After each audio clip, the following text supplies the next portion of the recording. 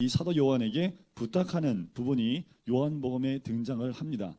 그리고 마지막 부분에 보면 전도하다가 반모섬에 유배되는 사건이 있고요. 특별히 12사도 중에서 유일하게 자연사한 것으로 전해지는 사도가 사도 요한입니다. 실제로 여러분들 터키 땅에 가면 그 아시아 7개라고 해서 요한계시록에 나와 있는 7개 도시가 있습니다.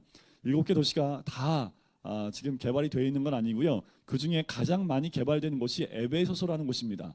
에베소 교회에 가면 에베소 도시가 거의 한 70%가 개관이 되어 있고요. 과거의 그 도시들을 지금 계속해서 지금 찾고 있고 복원시키고 있습니다. 자, 에베소 도시가 있는데 그 도시 주변에 가면 사도 요한 기념교회가 있습니다. 사도 요한의 기념교회가 있다는 것은 불이 하나 안 들어왔군요. 전자님 불이 하나 안 들어와서 약간 들어왔습니다 지금. 네. 그 에베소에 가면 그 옆에 사도 요한 기념교회가 있어요. 사도 요한 기념교회에 가면 세례터가 있고요. 사도 요한의 무덤이 있습니다. 그래서 굉장히 멋있게 지어놨는데 에베소서에 가면 그 유명한 우상 이름이 뭐였나 갑자기 생각이 안 나네. 에베소에 그 우상이 있잖아요. 갑자기 생각이 안 나네. 아데미 여신. 아데미 신전이 있습니다. 자, 제가 한번 갔다 온 적이 있어서요. 아데미 신전이 있는 터를 가봤는데 아데미 신전에 기둥이 127개가 있습니다. 127개에서 9개. 그런데 지금도 아이러니보다도 아직도 해결되지 못한 게 뭐냐면 기둥과 기둥 사이에 그 위에 대리석을 올려요. 근데 굉장히 무겁습니다.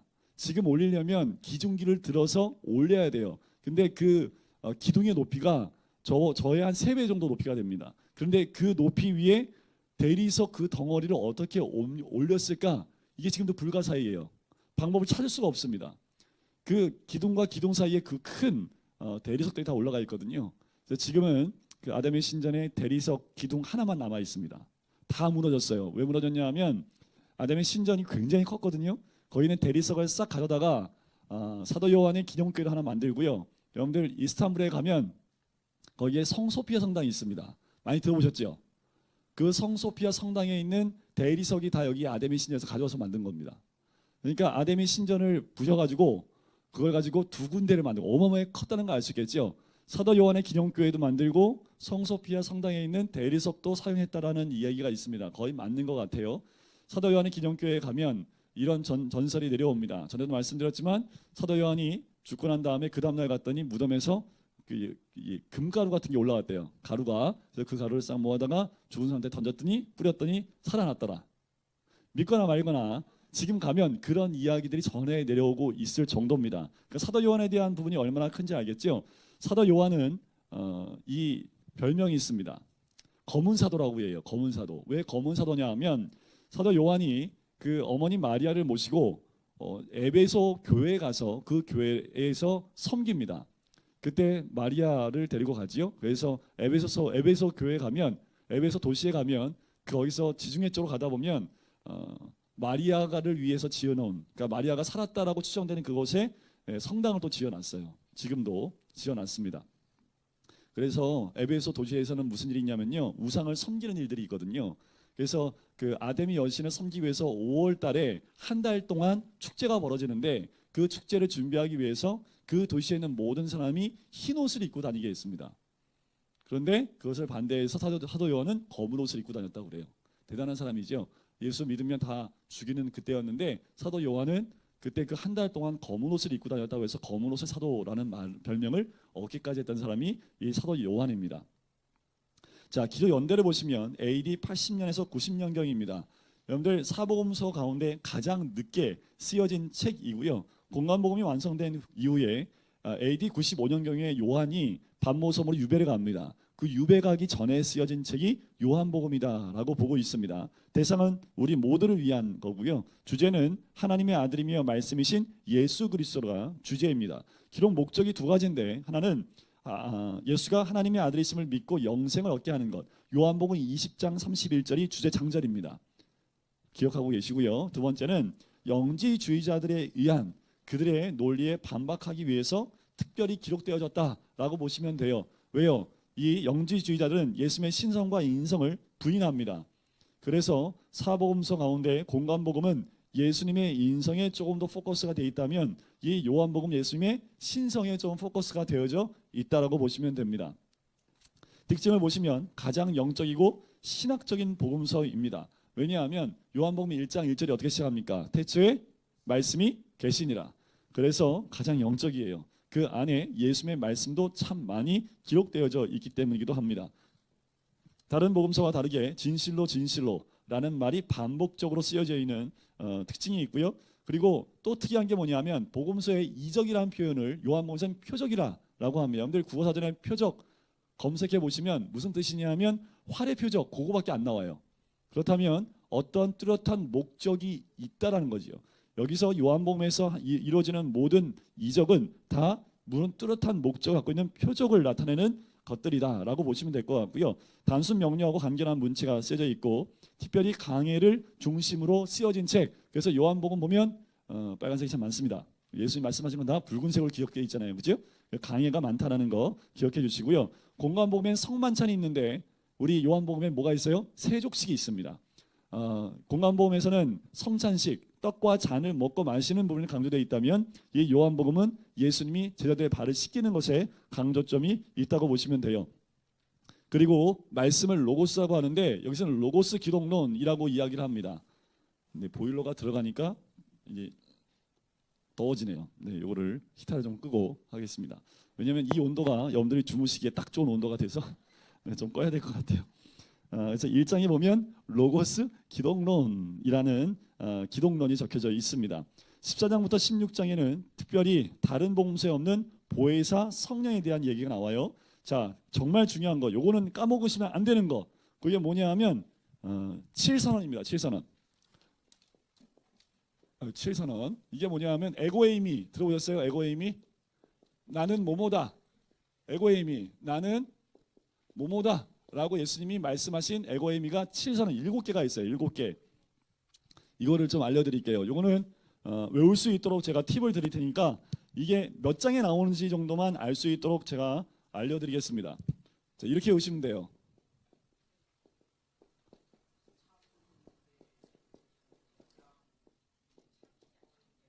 자, 참새 부부 양길 선생 이렇게 오시면 7개 다 외우신 겁니다. 자, 설명해 드릴게요. 나는 참 뭘까요? 그렇죠. 나는 참 포도나무. 나는 참 포도나무다. 포도나무를 먹으면 어때요? 달아요, 셔요? 시지. 참 포도나무 시오. 15장이 나옵니다. 자, 새는 뭘까요? 나는 세상에 빛과 소금? 빛과 소금은 아니죠. 나는 세상에 빛이라. 자, 부는 뭐예요? 나는 부활이요 생명이라. 양은 나는 양의 문이라. 길은 길과 진리요 생명이라. 선은 선한 목자다. 생은 나는 생명의 떡이다 라는 거지요. 자, 나는 세상의 빛이다 라고 말하는 것은 가장 어두워야겠지요. 복음서 가운데 가장 어두운 게 뭘까요? 9장입니다. 9장은 가늠한 여인의 가늠한 여인 8장이 나오네요. 가늠한 여인이 8장이 나옵니다. 8장에 9장은 실로암 사건이지요.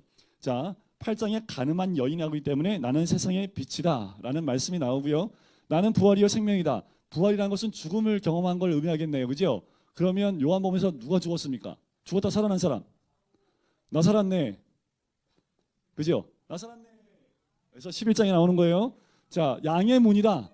양의 문. 양의 문과 선한 목자는 함께 나옵니다. 함께. 이거는 몇 장에 나오냐면 10장에 나와요. 10장. 10장. 이거는 뭐 굳이 설명 안 드릴게요. 네, 선한 목자 10장. 나는 길이요 진리요 생명이다. 일사천리로 길과 진리요 생명이다. 하면 14장에 나옵니다.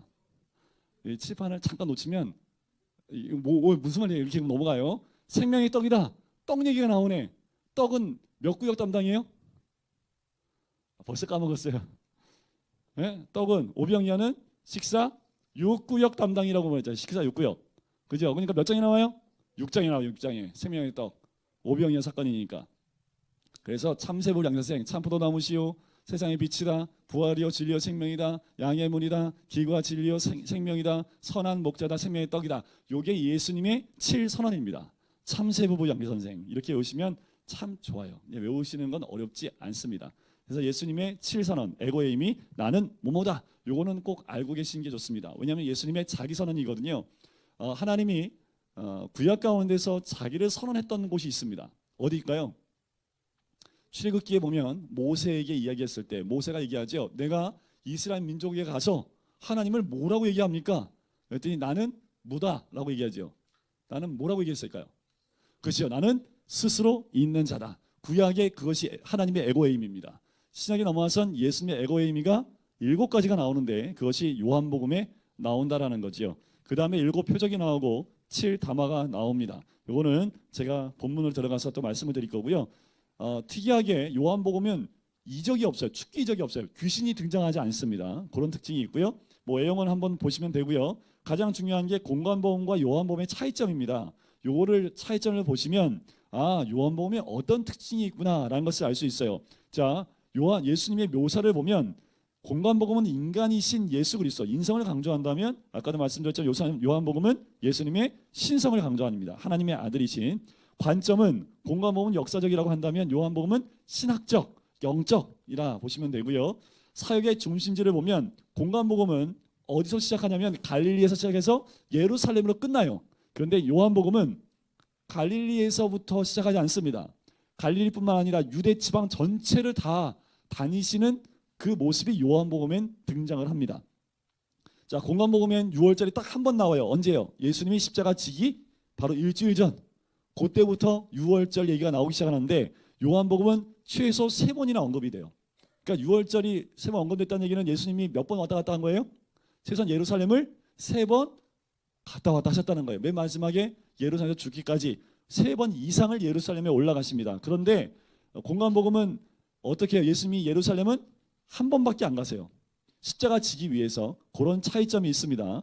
예루살렘의 체류 기간을 보시면 공관복음은 고난주간 한 주간, 우리 특별 새벽 기도하는 그 한 주간만 계시는데 요한복음은요 약 반년 동안 머물고 계세요. 계속 왔다 갔다 하시기 때문에 반년 동안 계시는 것을 보게 됩니다. 그리고 또 하나의 큰 특징이 뭐냐면 성전 청교 사건 아시나요? 성전 가서 예수님이 다 뒤집어 엎는 거 있잖아요. 근데 공관복음은 예수님의 사역 끝에 있습니다. 그런데 요한복음은요 사역 첫 번째에 있어요.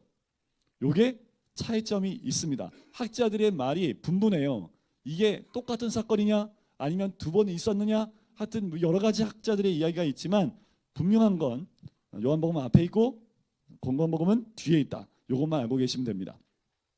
표현 방식도 보시면 되고요. 제일 중요한 것은 예수님의 가르침입니다. 공관복음은 예수님이 하나님 나라에 대해서 설명을 하세요. 하나님 나라 가까이 왔으니 회개하고, 그렇죠? 예수 믿으라는 얘기야. 복음을 믿으라. 그런데 요한복음은 하나님 나라가 아니라 영생에 대해서 이야기하세요. 영생. 자, 영생이 뭡니까? 영생. 그렇지. 이 영생을 풀면 뭐라고? 영원한 생명. 그죠? 우리가 착각하고 있는 게 이겁니다. 영원히 사는 거 맞아요. 그런데 그게 다가 아닙니다. 지옥 가면 영원히 안 살아요? 지옥 가면 바로 지옥 들어가는 순간 영원히 사라지나요? 그러면 지옥 가는 것도 영생이네요. 이렇게 말씀드리니까 지옥 가도 영생이긴 맞네. 그죠? 그러면 지옥 간 영생하고 천국 간 영생 그거나 그러니까 우리가 영원히 사는 게 포인트가 아니라는 거예요. 그래서 요한복음 17장에 보면 영생은 이라면서 나오는 부분이 있습니다. 나중에 볼 텐데 이 영생은 그냥 영원히 사는 생명 이러면 이건 지옥 가든 천국 가든 다 똑같기 때문에 영생은 하나님과 예수 그리스도를 아는 것을 의미합니다. 그러니까 예수님과 하나님을 아는 것이 영생이에요. 여러분들 하나님이 어떤 분인지 아세요? 예수님이 누군지 아세요? 예수님과의 교제, 만남, 예수를 알아가는 것, 하나님을 아는 것, 그것이 영생입니다. 그러니까 영생하면 그냥 영원히 사는 것, 그것이 아니라는 거지요. 자, 나중에 이거는 17장에 들어갔을 때 더 자세히 제가 말씀을 드리도록 하겠습니다. 그런데 요한복음은 뭐에 대해서 얘기하고 있다고요? 이 영생에 대해서 이야기하고 있다라는 겁니다. 자, 영생이 나왔으니까 한번 볼까요? 요한복음 17장입니다. 요한복음 17장입니다. 17장 3절입니다. 같이 한번 읽어볼까요? 요한복음 17장 3절입니다. 자, 같이 읽겠습니다. 시작. 영생은 곧 유일하신 참 하나님과 그가 보내신 자 예수 그리스도를 아는 것이니이다. 영생이 뭐라고요? 하나님과 예수 그리스도를 아는 것입니다. 그게 영생입니다. 이 안다라는 게 뭘까요? 안다라는 거. 성도님들 저 누군지 아세요? 저 아시는 분? 저 아시는 분? 자, 우리 애들만큼 저를 더 여러분들 저를 잘 알고 계세요? 그럼 제가 이상한 사람인 거예요? 그죠? 저를 아는 사람은 다 아시죠, 저? 근데 저를 안다고 얘기할 수 있는 분 몇 가지만 물어보면 여러분들 아는 게 저에서 아는 게 아무것도 없어요. 저를 정말 알고 있는 사람은 누굴까요? 제 아내입니다. 그죠? 자, 알미란 부부간의 알을 의미해요. 그 알은 지식의 알을 의미하는 것이 아니라 알은 뭐예요? 삶 속에서 육적으로 모든 부분에서 다 알아가는 것을 의미합니다. 여기서 아는 것은 그냥 성경 말씀 읽고 몇 가지 성경 말씀을 암송해서 이 머리로만 아는 알미 그 알미 아니라는 겁니다. 이 알은 오감 그리고 내 모든 것을 통해서 다 경험하는 그 예수 그리스도 그 하나님을 의미합니다. 그러니까 우리가 평생 여러분들 성경 말씀 66권을 다 알면 하나님은 다 알 수 있을까요? 아니요. 우리 하나님은 다 알 수 없고요. 하나님이 어떤 분인지를 어떻게 알려주셨어요? 66권의 말씀을 통해서만 알려줬기 때문에 우리는 이 말씀을 통해서만 하나님을 알 수 있어요. 근데 이 말씀을 벗어나서 안다고 하면 이단입니다. 꿈이에요. 하나님 나오셨잖아. 그럼 뭐예요? 이단이잖아. 속아 넘어가시면 안 돼요. 네? 사도는 신사도 운동이라는 또 이단이 일어나는데 신사도 운동의 가장 큰 특징이 뭐예요? 하나님께 직통 계시 받았다는 거. 직통 계시는 이 66권 말씀의 완성이 됐습니다. 이거 말고 뭐 계시 받았다. 어제 꿈에 예수님이 나타나셔서 나한테 동쪽으로 가라고 하셨다. 다 이단입니다. 그거 다 꼬시라이제이션 하려고 성경의 이 말씀을 한 구절 가지고 와서 자기애를 잔뜩 붙여갖고 얘기를 해요. 조심하셔야 됩니다. 우리가 하나님을 더 알아야 될 이유가 여기 있어요. 하나님은 잘 모르고 예수는 잘 모르면 이렇게 이상한 말을 하는데 혹 가요. 왜 여러분들 그 신천지에 가는지 아세요? 신천지에 가고 싶어서. 신천지가 원래 나쁜 이름이 아닌데 이놈의 이단이 신천지를 쓰는 바람에 신천지 요한계시록에 나오는 신천지예요. 하나님 우리에게 주시는 그 땅인데 그 신천지를 얘네들이 쓰는 바람에 신천지 하면 고개가 막 절레절 할 정도가 돼버렸는데 이 신천지를 잘못 이야기하고 있다라는 거지요. 성경을 잘 보셔야지 그리고 하나님을 잘 알고 예수님을 알면 여러분들 이상한 곳에 빠지지 않습니다. 하나님 아셔요? 이렇게 대답하셔야 됩니다. 하나님 알기 위해서 말씀을 보고 있습니다. 하나님을 100% 아는 사람은 단 한 명도 없어요. 그죠? 자, 이제 요한복음으로 들어갈게요. 자, 요한복음은 장제목 외우는 게 참 재밌습니다. 여러분들 장제목만 알면 여러분들이 성경을 한두 해 본 게 아니에요. 그리고 성경 말씀을 한두 번 들은 게 아니어서 제가 뭘 딱 얘기하면 그거 다 알 정도의 말씀들이 요한복음에 이미 다 적혀 있고요. 여러분들이 요한복음의 말씀을 한 번도 안 들어본 장이 하나도 없습니다. 그래서 그 장제목을 제가 딱 말씀드리면 그거 하게끔 제가 말씀을 드릴게요. 요거는 아주 간단하게 우리 성도님들이 외울 수 있도록 만든 겁니다. 1장은요 그냥 말씀이에요. 왜요? 태초에 뭐가 있다고요? 말씀이 계시니라. 좀 유식한 말로 하면 이걸 헬라 말로 유식한 말로 하면 뭐라고 그래요? 로고스라고 합니다. 로고스. 그래서 우리는 유식하게 로고스라고 하겠습니다. 로고스. 그죠? 자, 1장은 장제목이 말씀이에요. 로고스. 2장은 이가나입니다. 이가나. 가나 하면 뭐가 생각나요? 하여튼 애들 먹을 게 애들 가나 하면 뭔 잔치? 혼인잔치에 갔는데 뭐가 났어요? 이가 났어요. 이가 나. 접선이 잘 안 되시는데. 자, 3장은 뭘까요? 네가 세니 내가 세니 내가 세니 니고데모입니다. 네가 세니 내가 세니 니고데모. 니고데모가 누구예요? 랍비인데 질문을 하잖아요. 그죠? 그랬더니 그러면 엄마의 태 속에 다시 들어갔다 나와야 됩니까? 이 말했던 사람이 니고데모입니다. 그러니까 네가 세니 내가 세니 예수님하고 질문하고 있는 거죠. 4장은요. 사마리아. 4장이니까 사마리아 땅에 한 여인을 만나는 장면이 4장에 나오죠. 그죠? 5장은 베데스다. 베데스다가 뭐예요? 연못이에요. 연못. 6장은요. 우리 육을 위해서 필요한 게 뭘까요? 먹을 거. 그죠? 떡, 그죠? 그러니까 무슨 이요? 오병이어. 육을 위해서 먹는 떡. 그러니까 6장은 오병이어가 나옵니다. 7장은요. 칙촉. 칙촉 좋아하시잖아요, 그죠? 초막절입니다.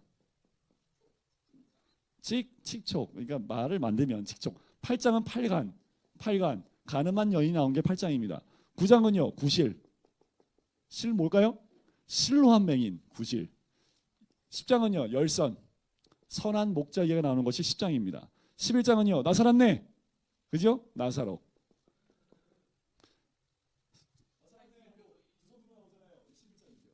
그죠? 12장은 입성하는 것 때문에 시비를 많이 당합니다. 입성장. 13장은요. 열쇠 세족식. 열쇠 세족식. 14장은요. 일사천리로 길과 진리요 생명이다. 이게 14장에 나옵니다. 일사천리로 길과 진리요 생명이다. 15장은 아까 무슨 시요? 참포도나무 시요. 참포도나무 시요. 인류보혜사. 보혜사가 16장에 나옵니다. 인류보혜사. 17장은 대제사장적 기도. 예수님의 기도가 나와요. 제왕적 기도. 예수님의 기도가 나와요. 18장은요. 한 팔로 체포됩니다. 네, 체포돼서 한 팔로 체포되잖아요. 그죠? 19장은요. 십자가. 20장은 십자가 죽으셨으니까 뭐 하셔야 돼요? 부활. 보통은 복음서는 여기서 끝납니다. 근데 21장 한 장이 더 나가지요.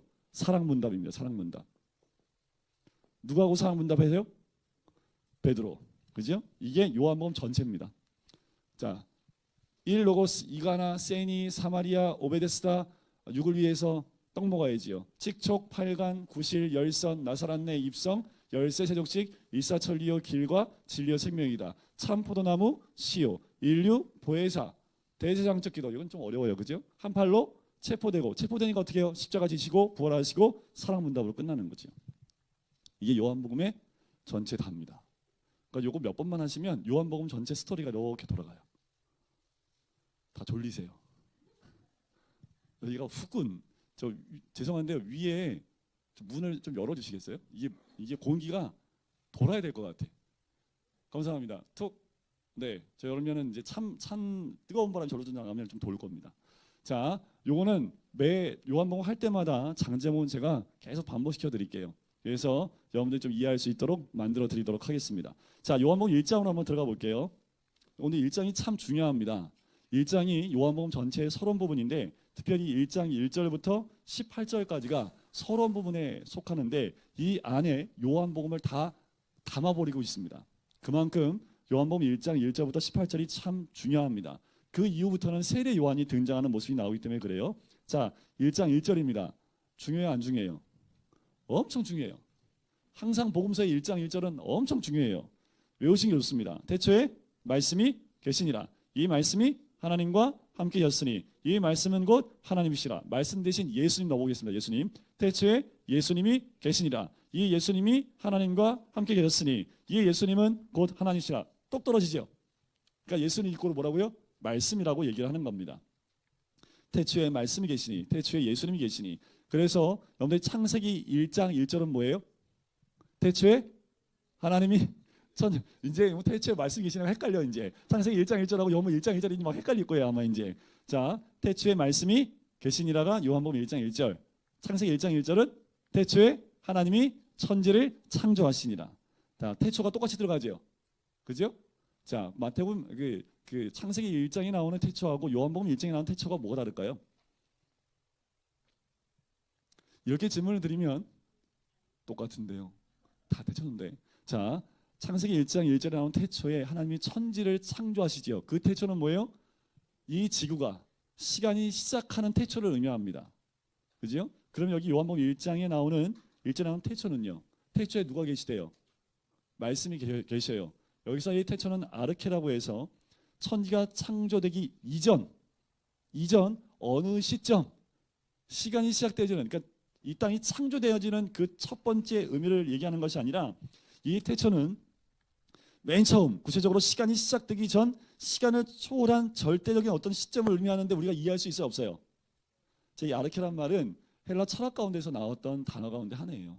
그러니까 우리 인간의 생각으로 이걸 어떻게 생각해냈는지 모르겠지만 인간이 시작하기 이전 그 초월한 어떤 한 시점을 의미하는 그 태초가 이 태초입니다. 그러면 창세기가 먼저예요? 요한복음이 먼저예요?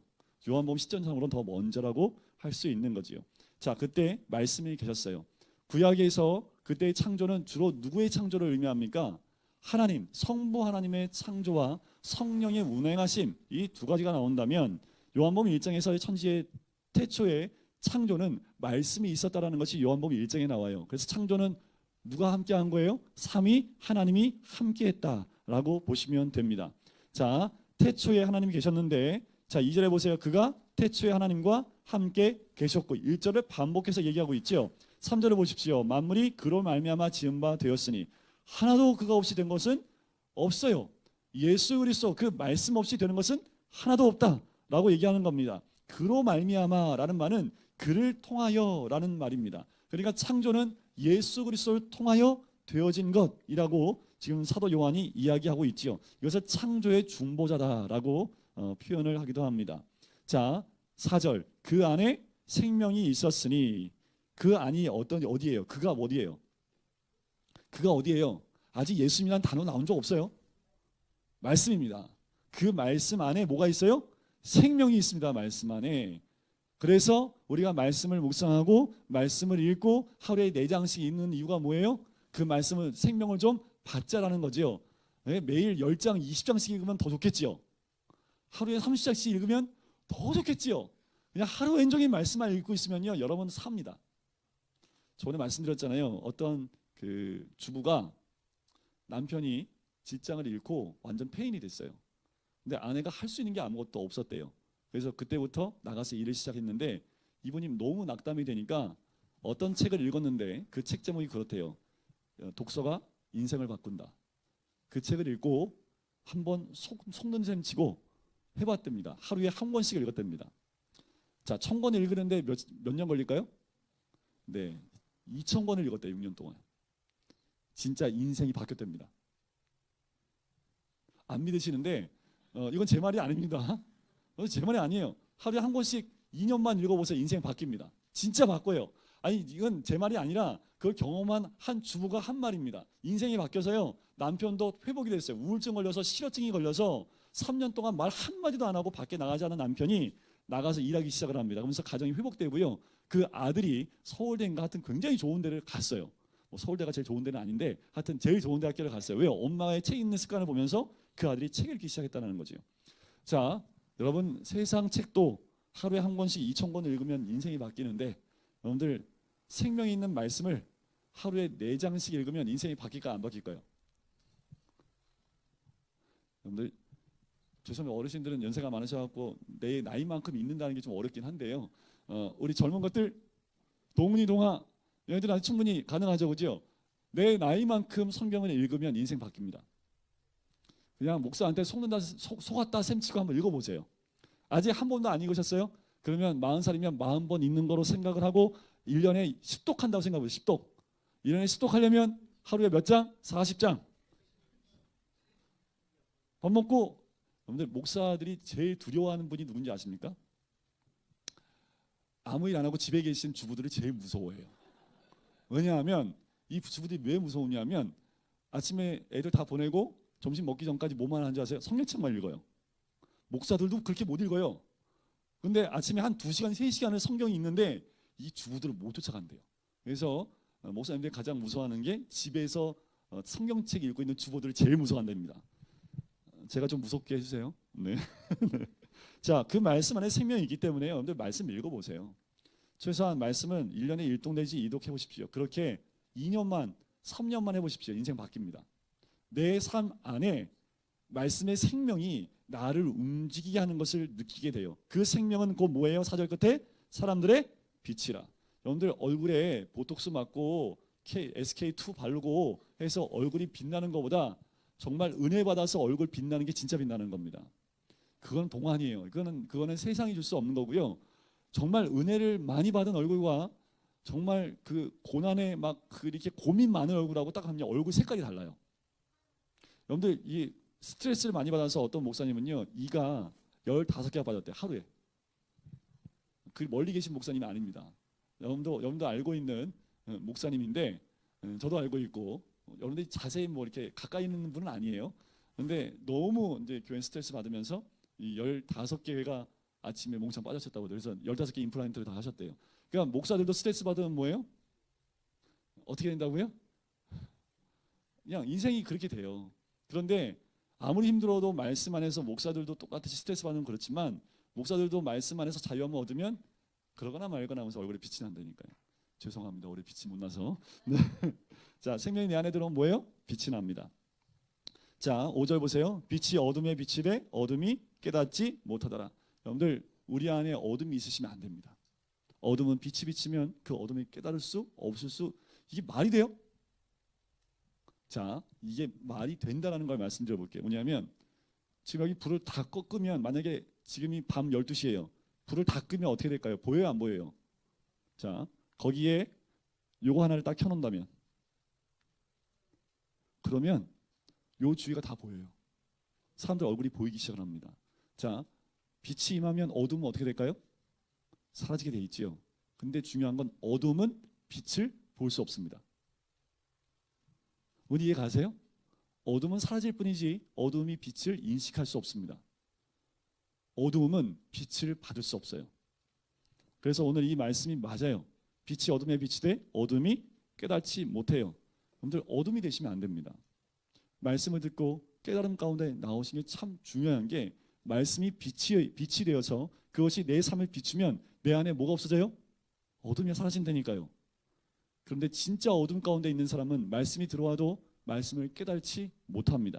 그러니까 오늘 집에 가서부터 이제 고민하기 시작합니다. 내가 어둠이었나? 고민하지 마시고 늘 말씀 가운데 내 삶을 집중시켜 보십시오. 그러면 그 빛이 나를 비추고 내 삶을 비추는 것을 깨닫게 됩니다. 자, 사람들이 그렇게 깨닫지 못했어요.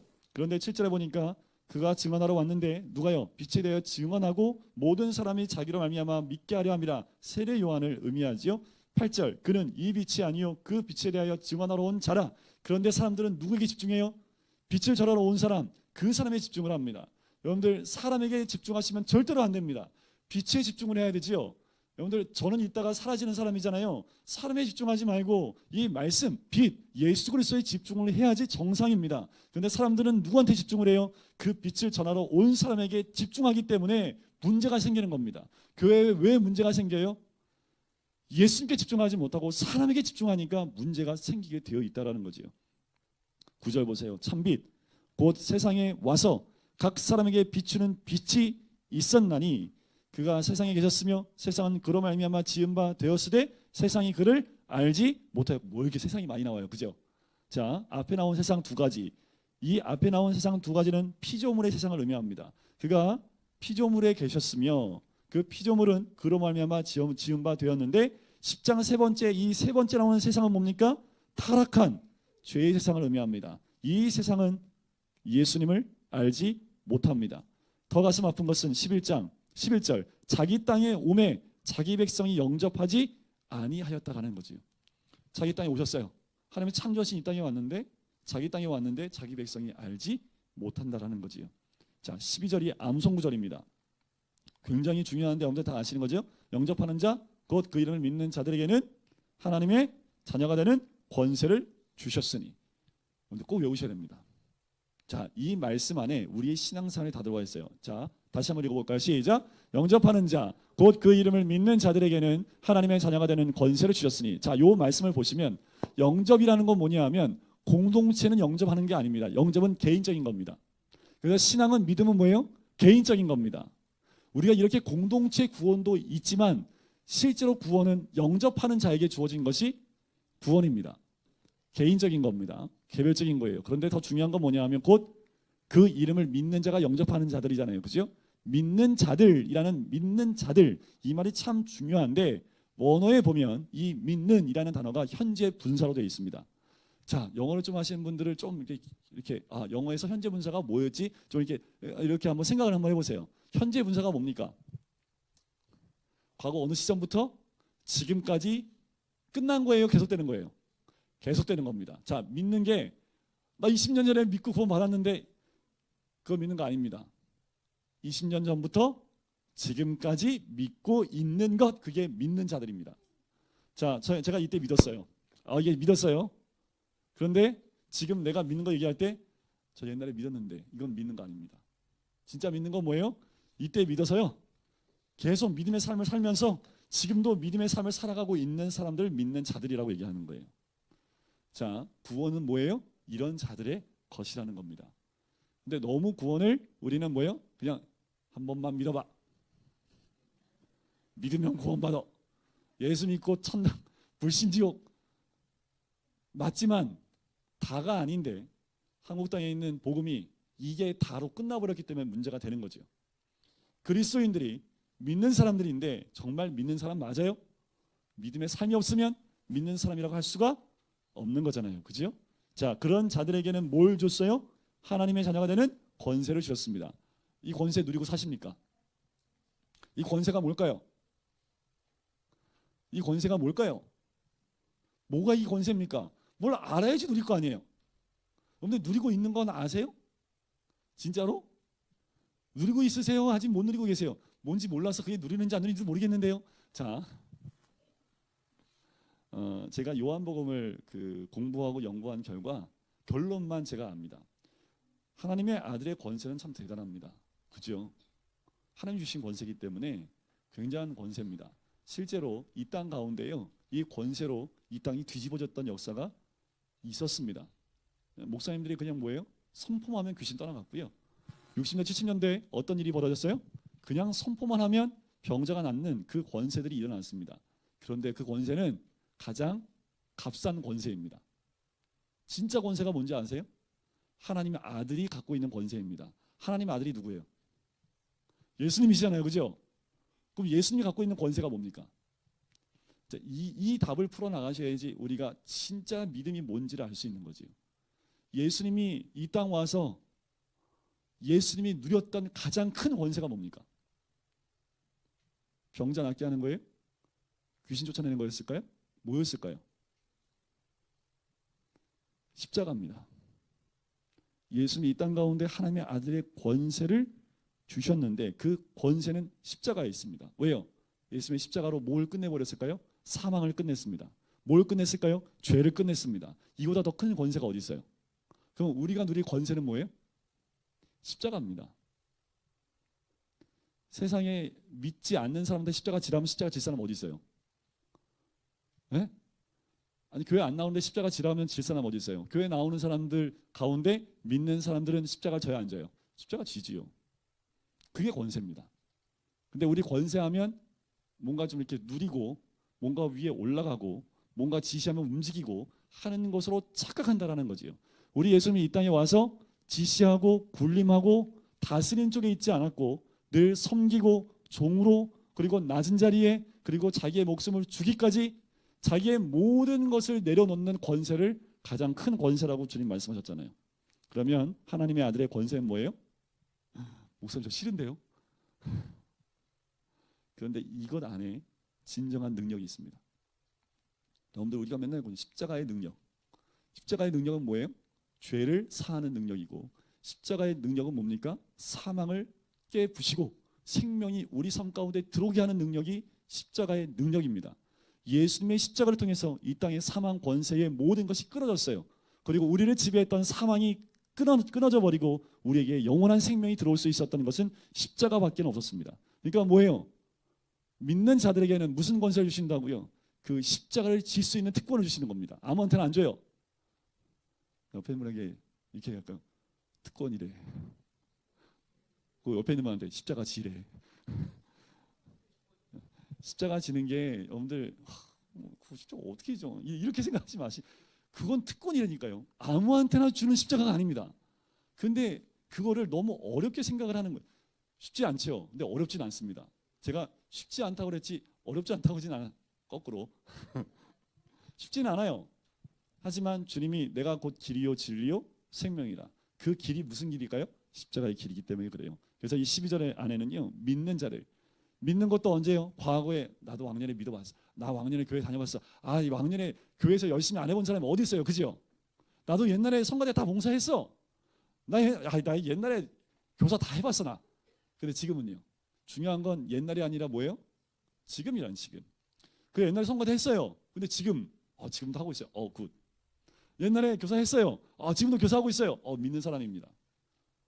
그 믿음은 과거 언제부터 시작해서 현재까지 진행되어져 가는 것을 의미하는 것이 믿음입니다. 자, 13절 볼까요? 이는 혈통으로나 육정으로나 사람의 뜻으로 나지 아니하고 오직 하나님으로부터 난 자들이야. 자, 하나님으로부터 난 자들만이 12절을 할 수 있습니다. 왜요? 혈통으로, 육으로 난 게 아니기 때문에 그래요. 여러분들 우리는 다 한 혈통이죠. 어떤 혈통이에요? 예수 혈통 아닙니까? 예수 혈통. 그래서 우리가 다 뭐예요? 형제 자매, 남매, 형제 다 된 거 아닙니까? 그죠? 남매 되고 자매도 되고 형제도 되고 다 되는 거 아닙니까? 혈통이 하나니까. 그죠? 그 혈통 어디서 난 거예요? 하나님께로부터 난 자들이기 때문에 그렇다는 거죠. 14절 중요합니다. 같이 읽겠습니다. 시작.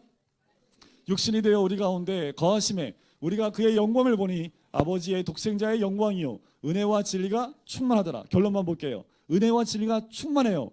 어떻게 하면 충만할 수 있어요? 말씀이 육신이 되어 우리 가운데 거하기 때문에 그것이 가능하다라는 거죠. 자, 왜 14절을 우리에게 줬을까? 이 거한다, 이 거한다라는 말 있죠. 거한다, 거한다, 거한다라는 이 말은 원어에 보면 텐트를 친다라는 의미입니다. 자, 구약에서 텐트를 뭐라고 그래요? 성막이라고 하는 거예요. 성막. 여기서 말씀이 육신이 되어 우리 가운데 거하심에라는 거하심에는 텐트를 치고 우리와 함께 사신다, 성막으로 사신다라는 그 의미가 14절 안에 있는 겁니다. 그러니까 예수님이 어떻게 해요? 말씀이신데 말씀이신 그분이 육신이 되어 우리 가운데 텐트 치고 같이 사신대요. 자, 이 말씀은 여기서 끝나는 게 아닙니다. 자, 하나님이신 예수님이 우리 가운데 올 수 있는 방법, 오는 길을 우리한테 보여주시는 거죠. 말씀인데 그 말씀에 육신을 입어서 우리 가운데 거하셔서 그렇기 때문에 뭐가 드러났어요? 독생자의 영광이 드러난 거예요. 그죠? 자, 우리는 어떻게 신앙생활해요? 거꾸로 가는 거예요. 우리는 육을 입는 우리는 이제 이 땅 가운데 거하면서 하나님의 말씀으로 되기 위해 말씀으로 나가는 겁니다. 말씀이 육신이 되었지만 이제 육신인 우리가 말씀이 되어 하나님께 나가는 거예요. 그래서 우리가 말씀 공부하고 말씀을 가까이 될 이유가 뭐예요? 그 말씀을 통해서 하나님께 나갈 수 있는 길이 열렸기 때문에 그렇습니다. 예수님은 말씀이신 그분이 육신을 입고 오셔서 그 길을 만들어 주신 거지요. 이제 우리는 거꾸로 그 길을 따라서 누구한테 가요? 주님한테 가는 거지요. 그러면 뭘 따라가면 돼요? 말씀을 따라가면 되는 겁니다. 그래서 예수님이 이 말씀 사도행을 통해서 쓴 말씀이 육신이 되어 우리 가운데 거하심에 거꾸로 우리한테 이 땅에 거하면서 말씀이신 하나님께로 나가는 방법, 그것을 우리에게 알려준 것이 14절 말씀. 이 말씀은 성육신 기독론이라고도 이야기를 합니다. 이 안에는 굉장한 것이 스며들어 있고 우리가 이해할 수 없는 거지요. 말씀이 육신이 된다는 게 뭔지 알 수 있습니까? 우리가 이건 믿음이지요. 여러분들 믿음은 알므로 오는 겁니까? 믿으면서 아는 겁니까? 알아서 믿는 건 믿는 게 아닙니다. 그죠? 믿음으로 알게 되는 것이 신앙이라는 거지요. 독생자의 영광입니다. 자, 16절에 보면 우리가 다 그의 충만한 데서 받으니 은혜 위에 은혜로다라고 얘기를 하지요. 자, 이 충만이라는 말을 루터가 이렇게 얘기를 했습니다. 이 충만이라는 말을 아무리 써도 고갈되지 않는 샘물과 같은 것, 샘과 같은 것, 그것이 충만이라는 겁니다. 자, 우리가 다 그의 충만한 데서 받았으니, 그러니까 예수님은 쓰고 또 퍼내도 그 충만함이 그 끝이 없는 그 충만함, 그것을 의미하는 겁니다. 은혜 위에 은혜로라, 이 말은 끊임없는 무진장한 은혜, 그것을, 그러니까 은혜 위에 은혜라는 그 말 표현은 우리나라 표현으로 더 리얼하게 말한 거지. 끊임없는 무진장한 은혜, 그러니까 은혜와 은혜로 그냥 끝나버리는 거죠. 그게 은혜 위에 은혜다라는 겁니다. 17절 율법은 모세로 말미암아 주어진 것이요 은혜와 진리는 예수 그리스도로 말미암아 온 것이다. 그러니까 우리가 은혜와 진리를 원하세요? 그럼 누굴 바라보면 돼요? 근데 우리는 누굴 바라보고 있어요? 율법화되어 모세를 바라보고 있다는 겁니다. 율법이 내 안에 들어오면 판단하기 시작을 합니다. 그런데 예수 그리스도를 만나면 은혜가 충만하고요, 진리가 충만해지는 은혜를 누리게 되는 거지요. 바로 18절 끝에 보면 독생하신 하나님이 나타나셨다라고 말씀을 하는 겁니다. 자, 그 다음부터 이제 19절부터는 세례 요한이 나와요. 세례 요한이 말씀을 전하고 나니까 이제 그 세례 요한에 대해서 질문하는 것이 19절부터 등장을 해요. 4시간 넘었기 때문에 오늘 서론만 짧게 하는 것으로 하고 다음 주부터는 한 장씩 그 장의 의미가 무엇인지를 좀 짚고 넘어가도록 하겠습니다. 그래서 매 장마다 이 사도 요한이 우리에게 무엇을 이야기하고 싶은지 이것만 한번 체크해보고 요한복음 좀 빠르게 지나가도록 할게요. 오늘은 우리의 믿음이 또한 말씀이 육신이 되는 것, 그것을 왜 우리에게 적어줬는지 그 의미를 좀 같이 나눴고요. 우리 모든 성도님들이 하나님의 아들의 권세를 누리시는 우리 모든 성도님 되시기를 주님의 이름으로 간절히 축원드립니다.